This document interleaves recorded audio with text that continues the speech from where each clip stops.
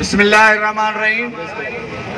میں سب سے پہلے پاک افواج کے وہ نوجوان جو شہید ہوتے ہیں بارڈروں پہ، اور کشمیر میں جو نہتے لوگ ہمارے بھائی شہید ہوتے ہیں، ان کے لیے میں سارے اس مجموعے کو گزارش کروں گا کہ 1 منٹ کی خاموشی اختیار کریں۔ سدھائتی سب کا بکھم باسے کا جے ہی تے ہی ذات کے جنبش نہ ہے جا موسی ہلے سا جا جیو مٹھوئی نہ کرے۔ پاکستان پیپلز پارٹی ڈسٹرکٹ شہید بینظیر آباد جو جنرل سیکرٹری محترم غلام شاہ لغاری صاحب، ڈاکٹر بشیر احمد جمالی، عبدالرسول بروئی صاحب، اختر حسین رند، اسد زرداری صاحب، سائیں ظفر زرداری، بادل لڑا، محمد یاسین شر صاحب، علی احمد جٹ، پنج پاکستان پیپلز پارٹی جا جیالا، السلام علیکم، یا علی مدد، جیے بھٹو بے نظیر۔ ہم جو ہے آج پریس کلب کے سامنے اکٹھے ہوئے ہیں، محض ہماری ایک ہی ایجنڈا ہے، کشمیر بھائیوں کے ساتھ یکجہتی۔ یہ پاکستان پیپلز پارٹی کا بنیادی منشور میں شامل ہے۔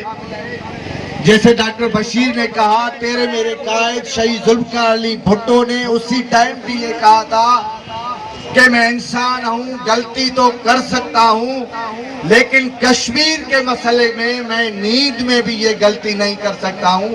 یہ ہے پاکستان پیپلز پارٹی کی قیادت۔ تیرے میرے قائد نے یہ بھی کہا تھا کہ ہم کشمیر کے کاج کے لیے 1000 سال تک لڑیں گے، لیکن انشاءاللہ ایک دن کشمیر بنے گا پاکستان۔ انشاءاللہ یہ جدوجہد اب بھی جاری ہے اور جاری رہے گی پاکستان کی عوام سے اور پاکستان بالخصوص پاکستان پیپلز پارٹی کی قیادت کی طرف سے۔ جب بھی یہ ہمارے لوگ جو کشمیر ہمارے مسلمان بھائی ہیں نہتے ہیں، ہم اپنا خود ارادیت کا قیادت کا فیصلہ کرنا انہی کا حق ہے، نہیں تو مودی سرکار کا یہ حق ہے، نہیں عمران نیازی کا یہ حق ہے۔ یہ خود ارادیت کا جو اگر حق ہے تو وہ کشمیری عوام کا ہے، وہ خود اپنا فیصلہ کر لیں۔ ہم یہ چاہتے ہیں کہ انشاءاللہ ایک دن کشمیر ضرور پاکستان بنے گا۔